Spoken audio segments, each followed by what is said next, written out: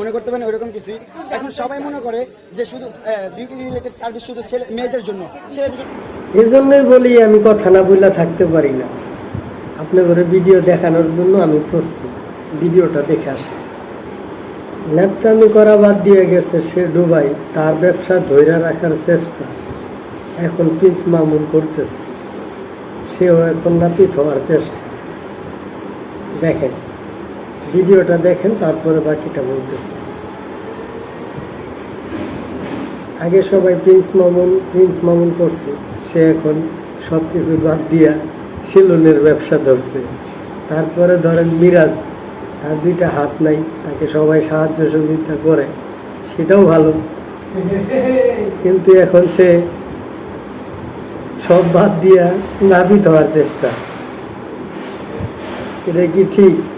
সবাই খালি সেলুন নিয়ে ব্যস্ত।